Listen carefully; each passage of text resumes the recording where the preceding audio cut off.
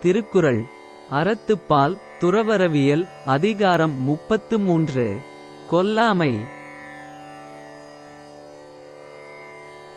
அறவினை யாதெனின் கொல்லாமை கோரல் பிறவினை எல்லாம் தரும். அறச்செயல் எனப்படுவது பிற உயிர்களைக் கொல்லாமை. உயிர்களைக் கொல்லும் செயலை செய்பவர் வாழ்வில் பாவ வினைகள் எல்லாம் சேரும்.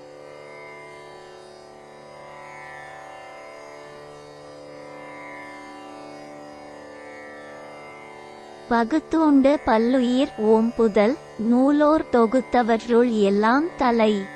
இருப்பதை எல்லோரும் பகிர்ந்து உண்ணச் செய்து பல உயிர்களைக் காக்கும் பண்பானது சான்றோர் வகுத்தவற்றுள் எல்லாம் தலை சிறந்த அறம் ஆகும்.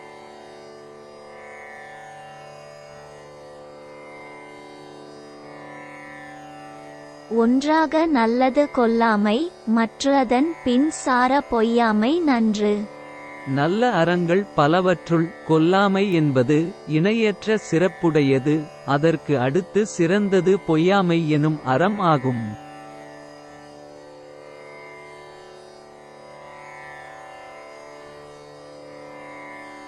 நல்லாறு எனப்படுவது யாதெனின் யாதொன்றும் கொல்லாமை சூழும் நெறி.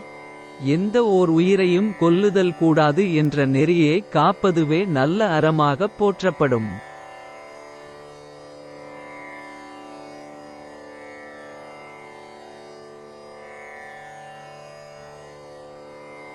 நிலையஞ்சி நீத்தாருள் எல்லாம் கொலையஞ்சிக் கொல்லாமை சூழ்வான் தலை. உலக வாழ்வின் நிலை கண்டு அஞ்சி துறவு கொள்வோரை விடவும் கொலை பழிக்கு அஞ்சி கொல்லாமை எனும் அறத்தை போற்றி வாழ்பவரே உயர்ந்தவராவர்.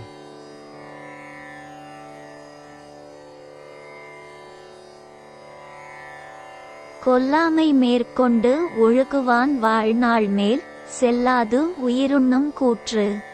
கொல்லாமை எனும் அறநெறி கொண்டு வாழும் ஒருவரின் பண்பை எண்ணி மரணம் கூட அவரது உயிரை பறித்துச் செல்லத் தயங்கும்.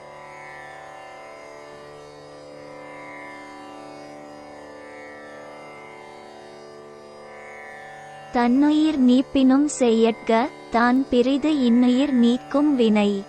தன் உயிர் போகும் நிலையில் இருந்தாலும் பிற உயிரை பறிக்கும் செயலை செய்திடல் கூடாது.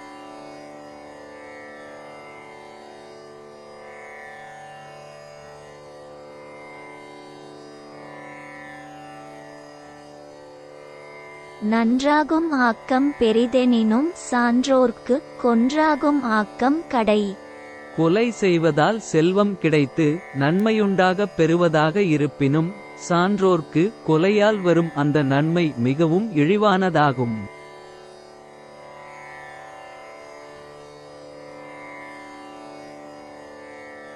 கொலைவினையர் ஆகிய மாக்கள் புலைவினையர் புன்மை தெரிவாரகத்து.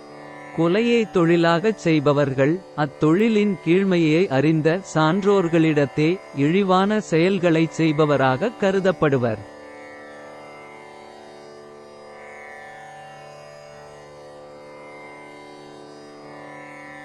உயிருடம்பின் மீட்கியார் என்ப செயிருடம்பின் செல்லாத்தீ வாழ்க்கை எவர்.